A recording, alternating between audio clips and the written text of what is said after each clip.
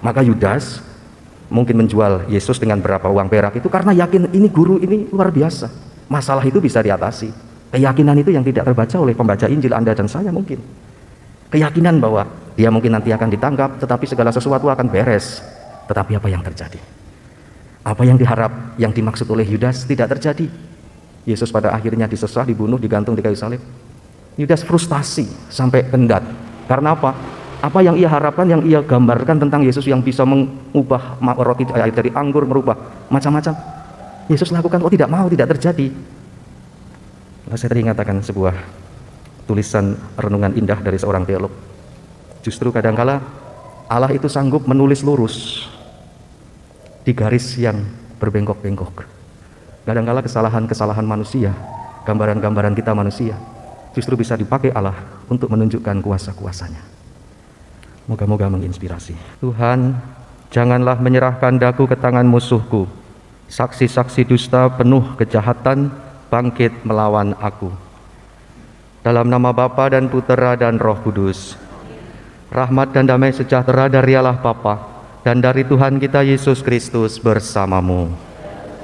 Ibu, Bapak, para suster, Romo, saudara-saudari yang terkasih, selamat pagi berkah dalam. Saudari-saudara, kalau kita nanti memperhatikan Injil, maka tampaknya seakan-akan segalanya akan runtuh berantakan. Yesus akan dikhianati oleh salah seorang muridnya. Semua pembantunya yang terdekat, yaitu para rasul, tidak dapat diandalkan. Bahkan Petrus, sang batu karang, akan mengingkari dia. Namun masih ada harapan. Yesus akan menempuh jalan hamba Yahweh yang menderita. Sisa kecil akan tetap setia, dan selanjutnya perutusan hidupnya. Mari kita awali Ekaristi ini dengan menyadari, mengakui dan menyesali atas segala kekurangan, kelemahan, keberdosaan kita. Kita mohon ampun kepada Allah. Saudari-saudara terkasih, bacaan pertama yang diambil dari kitab Yesaya memperlihatkan bagaimana Nabi melaksanakan apa yang tadi kita bacakan dalam referen Mazmur tanggapan. Mulutku akan menceritakan keadilan-Mu ya Tuhan.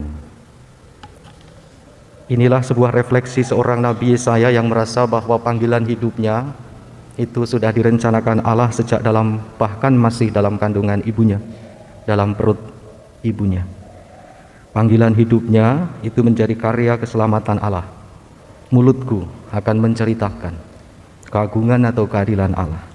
Ini hasil olah rohani, tentu saja refleksi dari seorang Nabi Yesaya yang menceritakan pengalaman perjalanan hidupnya dalam menanggapi panggilan Allah. Allah yang memanggil adalah setia, bahkan meskipun manusia kadangkala tidak paham terhadap rencana panggilan Allah itu. Ini yang terjadi dalam tragedi malam perjamuan malam terakhir yang dalam bacaan Injil tadi kita dengar. Allah memanggil setiap pribadi dengan kekasannya masing-masing. Petrus, saya tidak enak mengatakan taharogan atau gerasa gerusuhnya, tetapi kepolosannya bagus, ketulusan. Tapi sayang dia mudah cepat, spontanitas, gerasa gerusuh. Tapi itu dipanggil Allah, dijadikan batu karang, pemimpin para rasul. Demikian pula Yohanes. Kalau Anda Anda membaca bacaan Injil ini diambil dari Yohanes, tidak ada disebut di situ nama Yohanes. Karena dia pakai bahasa yang dirinya sendiri tidak ingin diketahui namanya. Murid yang dikasihinya, murid yang duduk di sebelah kanannya.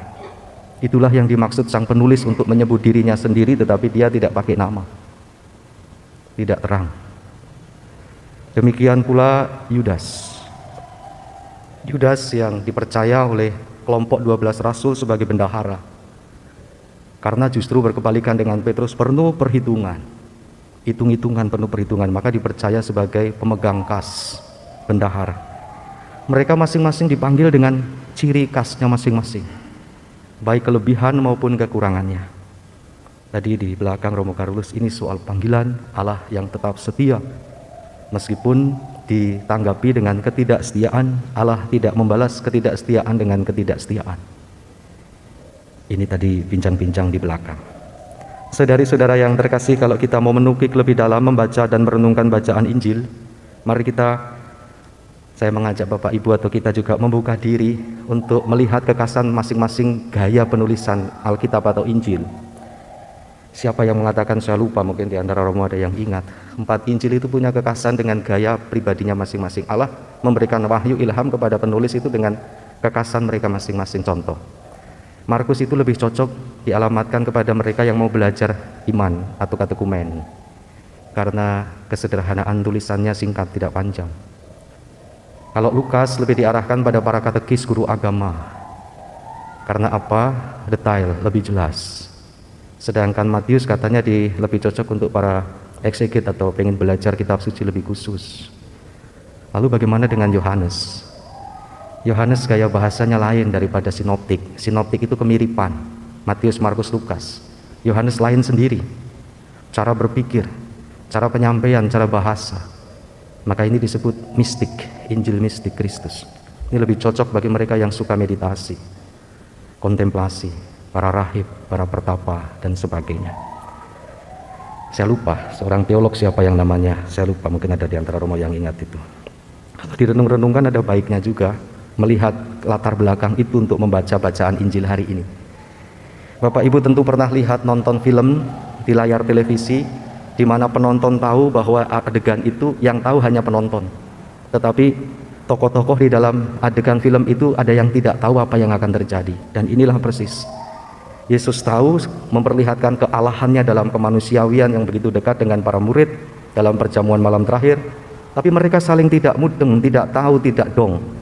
Yang tahu adalah yang membaca, Anda dan saya dan juga Yesus, bahwa dia akan diserahkan, saatnya hampir tiba. Tapi para murid sebagai tokoh pelaku, kalau kita seperti nonton film, berkontemplasi, bermeditasi, mereka tidak tahu doang. Ketidakdongannya itu disampaikan satu sama lain. Simon Petrus menanyakan kepada anak yang dikasih murid, yang dimaksud Yohanes, tanyakan pada guru. Lalu menanyakan, orang yang akan menerima apa roti yang aku celupkan itu, dia yang akan melakukannya. Ketika Yesus mencelupkan, memberikan kepada Yudas, pergilah, apa yang tidak kau lakukan, lakukanlah. Yudas pergi, para murid ora dong. Karena apa? Berpikir bahwa Yudas ini akan membelikan sesuatu, karena dia pemegang kas untuk persiapan perjamuan malam terakhir Paskah Yahudi itu mungkin, atau mau memberikannya kepada orang miskin. Saudari-saudara yang terkasih, di mana kita tahu bahwa Yudas adalah pembendahara. Injil menceritakan. Lalu orang berpikir, Yudas jahat ya, sudah hidup bersama dengan para rasul, dengan Yesus kemana-mana, tapi dia menjual Yesus. Itu kan tafsiran kita.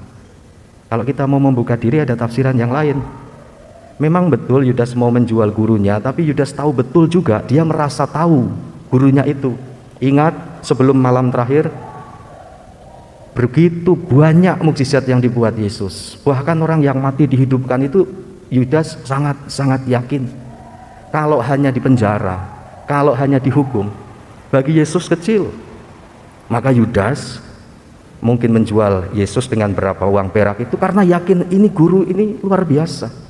Masalah itu bisa diatasi. Keyakinan itu yang tidak terbaca oleh pembaca Injil Anda dan saya mungkin.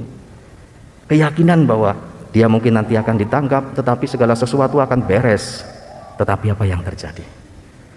Apa yang diharap, yang dimaksud oleh Yudas tidak terjadi. Yesus pada akhirnya disesah, dibunuh, digantung di kayu salib. Yudas frustasi sampai kendat. Karena apa? Apa yang ia harapkan, yang ia gambarkan tentang Yesus yang bisa mengubah roti air jadi anggur, merubah macam-macam, Yesus lakukan, tidak mau, tidak terjadi. Saya teringat akan sebuah tulisan renungan indah dari seorang teolog.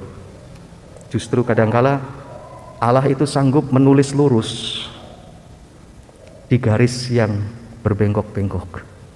Kadangkala kesalahan-kesalahan manusia, gambaran-gambaran kita manusia, justru bisa dipakai Allah untuk menunjukkan kuasa-kuasanya. Moga-moga menginspirasi. Allah tidak segan untuk menyerahkan putranya bagi kita. Tuhan bersamamu. Semoga kita semua diberkati oleh Allah yang Maha Kuasa, Bapa dan Putera dan Roh Kudus. Saudari-saudara, dengan demikian perayaan Ekaristi kita sudah selesai. Mari kita pergi, kita diutus. Terima kasih.